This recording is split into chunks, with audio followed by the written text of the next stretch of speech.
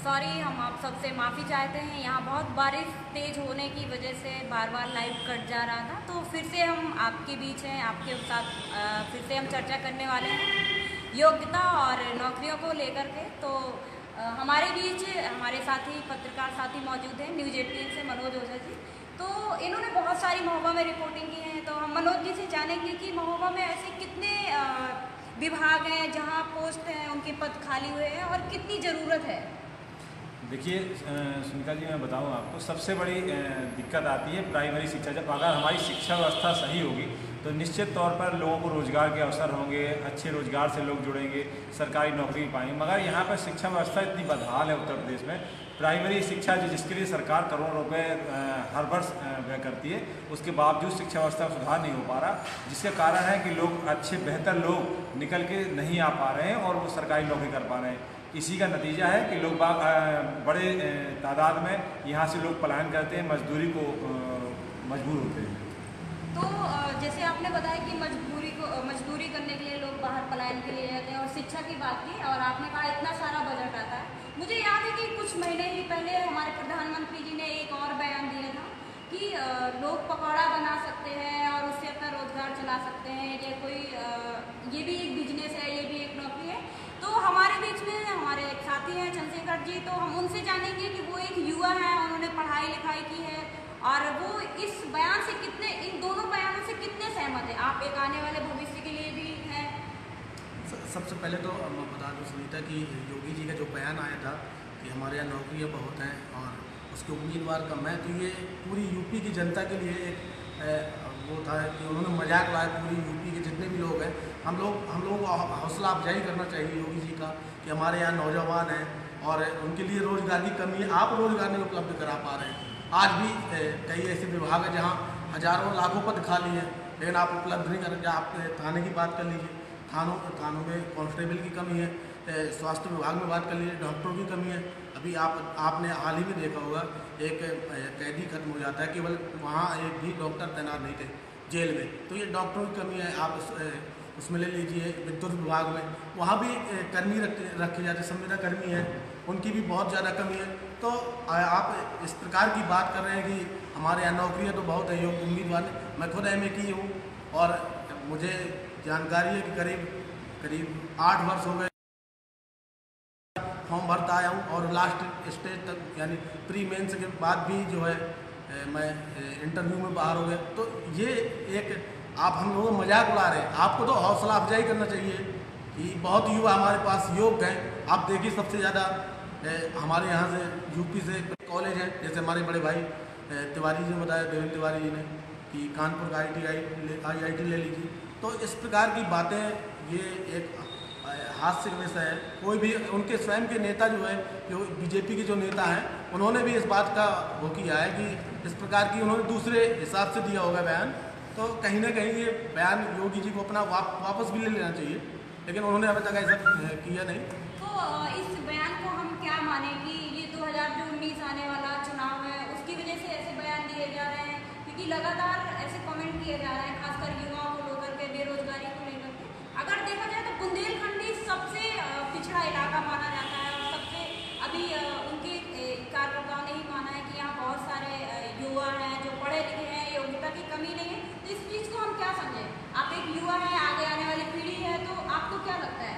बयान तो 2019 के हिसाब से नहीं दिया। अगर बयान 2019 के लिए होता तो इस प्रकार की बातें ना करते कि हमारे पास ये बयान उनका हो सकता है ये किसी व्यक्तिगत दिया है या किसी दूसरे के हिसाब से दिया, ये उनका व्यक्तिगत बयान। ये 2019 से इसको नहीं जोड़ सकते। 2019 के लिए तो योगी जी जो है युवाओं की पहली पसंद है। योगी जी को जितना भी युवा, मुझे जानकारी, हम लोग सर्वे करते रहते हैं, देखते रहते हैं, तो मेरे हिसाब से 50 से 60% युवा इस समय भाजपा को फॉलो करता है और पसंद भी करता है। उसके बाद अगर इस प्रकार के बयान आएंगे तो मुझे ये उम्मीद है कि 2019 में ये बयान नुकसानदेह होगा, कहीं फायदेमंद नहीं होगा। तो हम इस चर्चा को और आगे बढ़ाते हैं और हम फिर से देवेंद्र जी से पूछते हैं कि वो उन्होंने पूर्व सरकार में भी पढ़ाई की और उस समय से नौकरी को प्रस्ताव लेकर के बहुत सारे उन्होंने अलग अलग तरह के फॉर्म भरे, अलग अलग तरह गए हैं। तो इस समय युवाओं की क्या स्थिति है? आप क्या देख रहे हैं? आपके पढ़ाए हुए युवा हैं, वो कहाँ जा रहे हैं? कितने प्रतिशत आपके पढ़ाए हैं जो बेरोजगार घूम रहे हैं?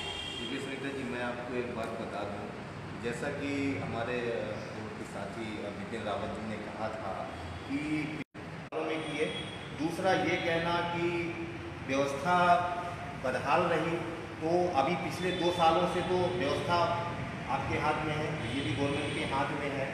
लेकिन आज आप ये देखें कि आपने एक योग्यता का मापदंड तय किया कि व्यक्ति को नौकरी करने के लिए इतनी योग्यता होनी चाहिए। मैं उदाहरण दे दूँ आपको प्राइमरी शिक्षक का। प्राइमरी शिक्षक का आपने कहा कि व्यक्ति को 2 साल का पहले ग्रेजुएशन होना चाहिए, ग्रेजुएशन होने के बाद उसके बाद 2 साल का प्रशिक्षण उपाधि होना चाहिए।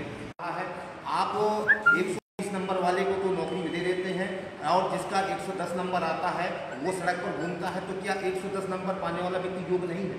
जहां आपने योग्यता का मापदंड रखा है कि जो विद्यार्थी 90% 60% अंक ले आता है, यानी कि 90 अंक ले आता है, उसको हम टीचर पात्रता परीक्षा में लाइसेंस दे देते हैं और वो अध्यापक बनने योग्य है।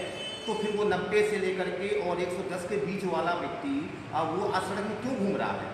आपकी योग्यता के तो वो मापदंड को पूरा कर ही रहा। आप एक तरफ तो इंटर पास व्यक्ति की योग्यता, जिस व्यक्ति के पास इंटर पास है व्यक्ति और उसकी योग्यता को आप मापदंड मानते हैं और आप उसको 10,000 रुपये मानदेय पे रख सकते हैं। लेकिन जो एक व्यक्ति पोस्ट ग्रेजुएट है, बीएड है, टीटी क्वालिफाइड है, अन्य किसी पोस्ट ग्रेजुएशन टीटी, जैसे कि मैं अपने खुद को बता रहा हूँ, तो क्या वो व्यक्ति पढ़ाने में सक्षम नहीं है? उस व्यक्ति को संविदा पर नहीं रखा जा सकता। दूसरी चीज़ मैं कहना चाहूँगा, अभी पिछले साल मोदी जी ने ही, योगी जी ने एक निकाला हुआ था कि हमारे यहाँ पे माध्यमिक शिक्षा सेवा चयन बोर्ड में इंटर कॉलेजों में अध्यापकों की कमी है और उन्होंने फिर क्या किया कि जो सेवानिवृत्त अध्यापक थे तो उन सेवानिवृत्त अध्यापकों को पुनः आमंत्रण दिया कि आप आइए और आकर के आप हमारे स्कूलों में पढ़ाइए, संविदा पर हम आपको 10 से 15,000 रुपये मासिक देंगे। मैं आपसे थोड़ा जानना चाहूँगा कि आप ये बताइए कि एक तरफ जहाँ सरकार कहती है कि 60 वर्ष के बाद व्यक्ति को रिटायर कर देना चाहिए क्योंकि वो शारीरिक रूप से, वो मानसिक रूप से कार्य करने में अक्षम हो जाता है, ये सरकार का ही मानना है और इसलिए 60 साल के बाद व्यक्ति को सेवानिवृत्त कर दिया जाता है। फिर उसमें ऐसी कौन सी विशेषता आ जाती है कि 60 साल वाले को बुला लिया जाता है और एक युवा को जो कि उससे ज़्यादा योग्यता रखता है और नया ज्ञान रखता है, उस युवा को उस पद के लिए अयोग्य कैसे मान लिया जाता है? उसको अवसर क्यों नहीं दिया जाता? बिल्कुल देवेंद्र जी, हम आपकी इस बात से और बहुत दूसरा मैं सहमत कहना चाहूँगी, एक तरफ जहां आप व्यक्ति को पेंशन के रूप में 50,000 रुपये मासिक दे रहे हैं, उसी व्यक्ति को 15,000 रुपये आप और दे रहे हैं, इसका क्या माना जाए कि आप उन्हीं से सेवा कराना चाहते हैं, बाकी का युवा आपके यहाँ कुछ नहीं करता है? तो इस पर युवा की गलती, व्यवस्था पर भी सुधार करिए। आप देखिए, क्या आपने कहा कि हमारे यहाँ अयोग्य व्यक्तियों की कमी, क्यों अयोग्य व्यक्तियों की कमी है? लीजिए, तो अयोग्य व्यक्तियों की कमी नहीं है, इस बात का मैं बिल्कुल खंडन करता हूँ कि अयोग्य व्यक्तियों की कमी है। लेकिन अगर आप मानते हैं कि आपके यहाँ अयोग्य व्यक्तियों की कमी है, तो क्यों अयोग्य व्यक्तियों की कमी है? क्योंकि आप प्राथमिक शिक्षा की व्यवस्था को सुधारिए। आपका प्राथमिक शिक्षक क्या योग्यता लेकर के आ रहा है? आपकी परीक्षाएं, आपने परीक्षाएं कराई, उनमें कैसे अपनी योग्यता रखी? आप जाकर के आपको देखिए, पत्रकार हैं हमारे जैसे कि बिल्कुल बिल्कुल, ये चीज़ तो बहुत है। रुपये फीस देने में स्कूल में आनाकानी कर रहा है, वही 500 रुपये 1,000 रुपये देकर की और वो अपने बच्चे को कोचिंग लगाता है। वो तो फिर अपना वो है कि वो अपना पढ़ा रहे हैं, किसी तरह से अपना रोजगार क्या बोले, क्योंकि कुछ है नहीं है तो परिवार चलाने के लिए कुछ ना कुछ तो करना पड़ेगा।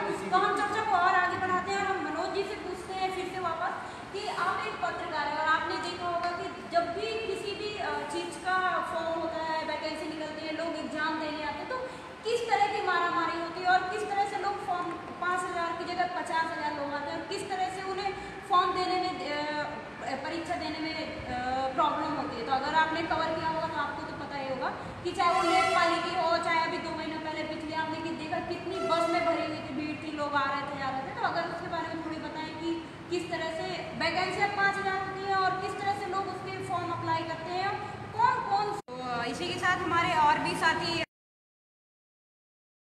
तो हमारे मनोज जी हैं, अमित जी का सवाल है, उन्होंने भेजा है कि बुंदेलखंड में बेरोजगारी एक बड़ी समस्या है। रोजगार देने के नाम पर कब्जी बुंदेलखंड को बनाने के नाम पर सत्ता में आए, लेकिन बेरोजगारी जस की तस है। इसके बारे में क्या कहेंगे? तो अभी तो फिलहाल हमारे पास भारतीय जनता पार्टी के मीडिया प्रभारी थे, तो वो चले गए हैं। तो आपके अमित जी, आपके सवालों का शायद जवाब नहीं मिल पाएगा क्योंकि पेपर दिए, कुछ नहीं था। तो मुझे ये था कि चलो कुछ ना कुछ सीखने को भी मिले और उसका फ़ायदा भी मुझे मिला। कई एग्ज़ाम मैंने निकाले हैं, उसके बाद इंटरव्यू भी मैंने दिए, लेकिन बस यही है कि एक जगह फार्म 1000 है, तो जगह मतलब एक है तो 1000 फॉर्म भरेंगे तो हम लोगों को वैसे नंबर नहीं आ पाता। तो अमित जी ने फिर से सवाल भेजा है खासकर आपके लिए ये कि बेरोजगार भी मौन क्यों है, अपना अधिकार और हक के लिए अब तक क्या किया जाए? बेरोजगार मौन नहीं है, वो तो अपनी तैयारी शुरू से लेके आखिरी तक करता है, जितना भी उसके अंदर मतलब जितनी भी होती है वो तो अपनी तैयारी, ये थोड़ी है वो सड़क पर उतर कर अपना हक नहीं मांगे। वो तो चाहता है कि सरकार जैसे वैकेंसी निकालती है तो हम लोग फॉर्म भरते हैं, तैयारी करते हैं, पेपर देते हैं। अब वहाँ तक पहुँचने के बाद भी हम लोगों को सिलेक्शन हो, आप सबको पता है कि क्यों नहीं हो पाता।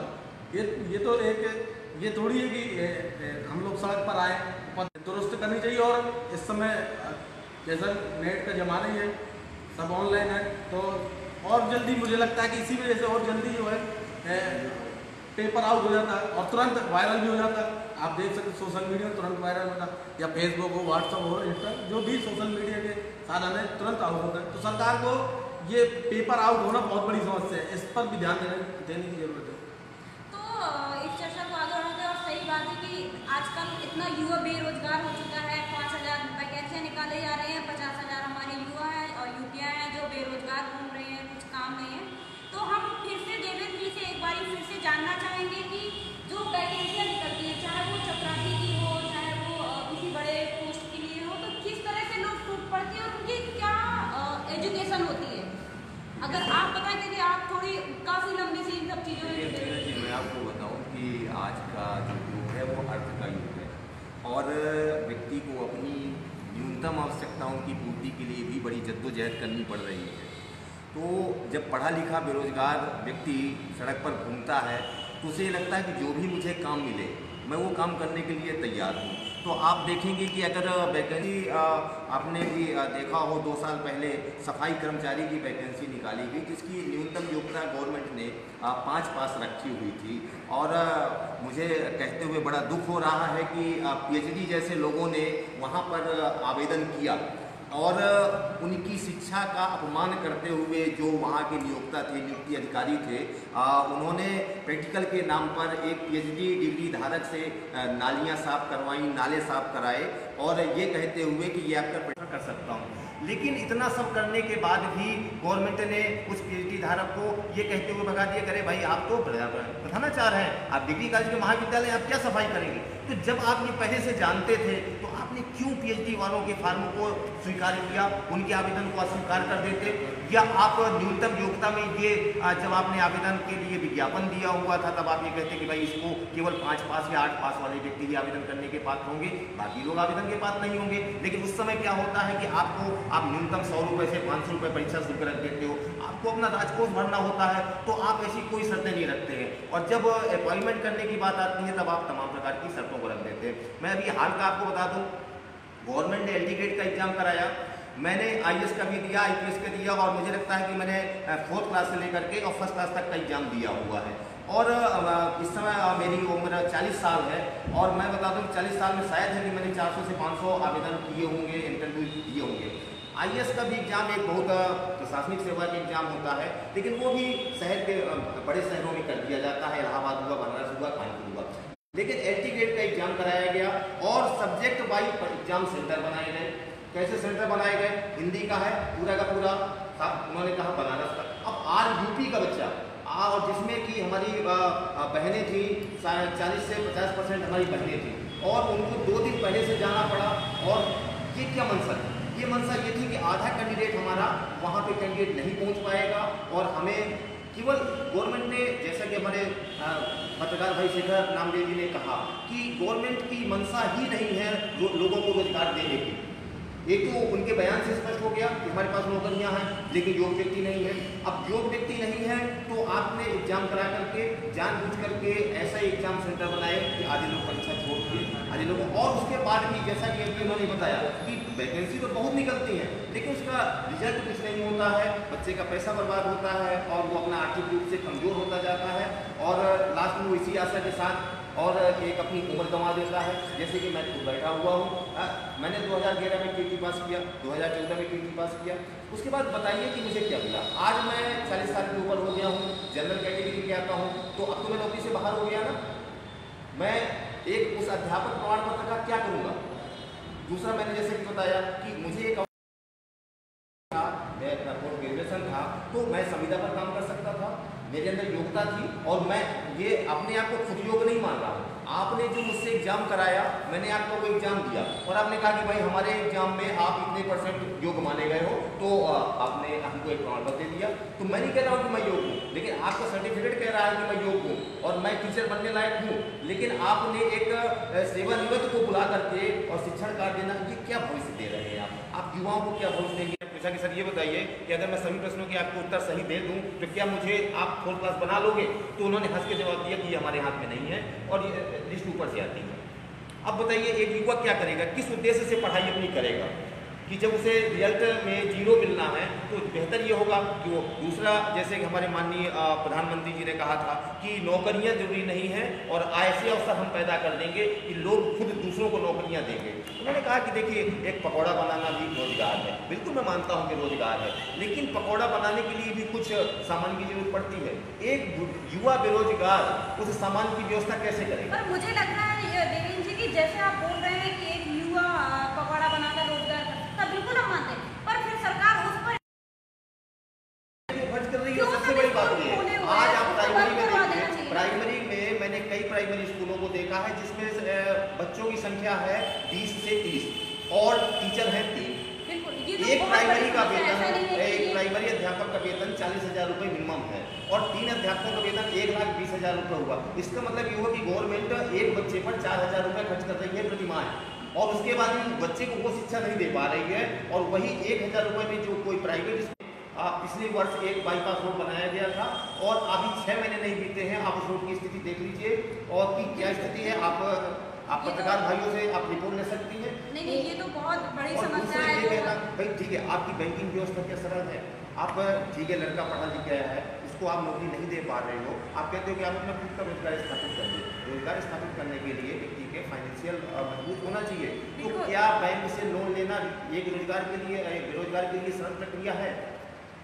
क्या एक बैंक किसी अंश से उसको रोजगार दे सकता है? हाँ, बैंक लोन किसको देता है? बैंक लोन नीरव मोदी को दे सकता है, बैंक लोन विजय माल्या को दे सकता है, लेकिन एक पढ़े लिखे बेरोजगार को अगर 30,000 रुपये भी बैंक लोन चाहिए तो उसे मैडम कम से कम 30 जगह उसे साइन करने पड़ेंगे, 30 चक्कर बैंक के लगाने पड़ेंगे और उसके बाद भी दलाल सक्रिय होगा, मैनेजर बोलेगा भाई तुम्हारे पास कोई गारंटी नहीं है इसलिए मैं आपको लोन नहीं दे सकता। तो आप एक तरफ पढ़ी लिखी व्यक्ति को लोन भी नहीं दिलवा पा रहे हैं। अगर आपकी वास्तविक प्रक्रिया है तो आप सीधे उसको कॉलेजों में भेजिए, ग्रुप में भेजिए, बैंक का कर्मचारी जाए, वहीं पर वो साक्षात्कार करे और लोन प्रक्रिया को सरल कर दीजिए। तो लोग क्यों, जैसे कि हमारे भाषण में बताया कि एक पद के लिए कई आवेदन आ जाते हैं। क्यों आवेदन आ जाते हैं? क्योंकि हर व्यक्ति को इन काम हाथों को रोजगार दीजिए।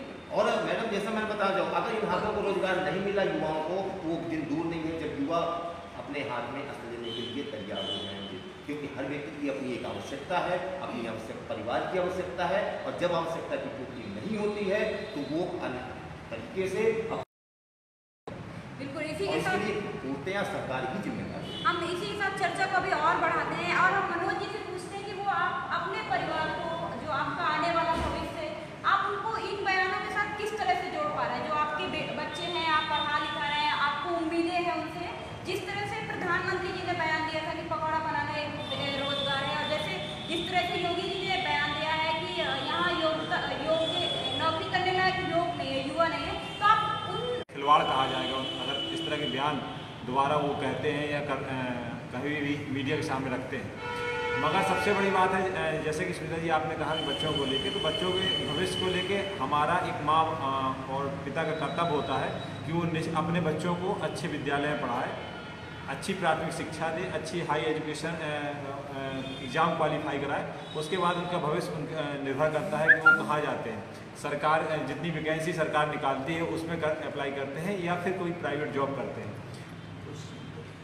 नहीं, बस ये कि ये जो बयान दिए हैं वो आप कितने सहमत हैं, कितने आप अपने भविष्य को जोड़ रहे हैं? जैसे आपने प्राइवेट के लिए कहा, यहाँ तो कोई भी प्राइवेट कंपनियों है नहीं इतनी बड़ी जहाँ आपके बच्चे काम कर पाएंगे या कोई ऐसी संस्था नहीं है जहाँ पर वो नहीं, जैसे आपने कहा आप भी अपने बच्चों को पलायन करके दूसरे राज्यों में, दूसरे शहरों में भेजेंगे? नहीं, जैसे आपने कहा कि मोदी जी ने कहा था कि पकौड़ा बनाने वाले, तो उनका कहने का उद्देश्य ये था कि आपको अगर रोजगार करा, जैसे देखिए जब शिक्षा नहीं होगी तो आपको किसी चीज़ की जानकारी नहीं होगी।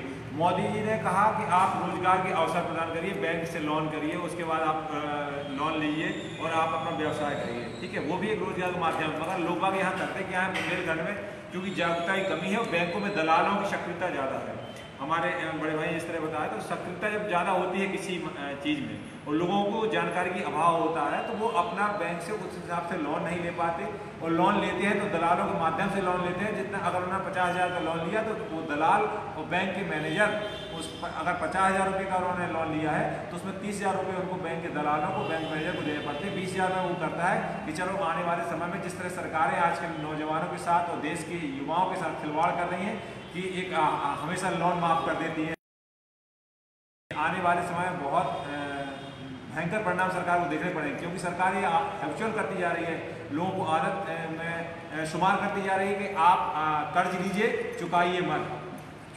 जब आप कर्ज लेंगे वो चुका क्यों नहीं पाता है व्यक्ति, जब मैंने आपको बताया कि जब बैंक से उसने 50,000 रुपये का लोन लिया और 10,000 रुपये 15,000 रुपये बैंक मैनेजर ने लिए, 10,000 रुपये दलाल ने ले लिए, और 20,000 में वो क्या रोजगार करेगा, क्या अपने रोजगार को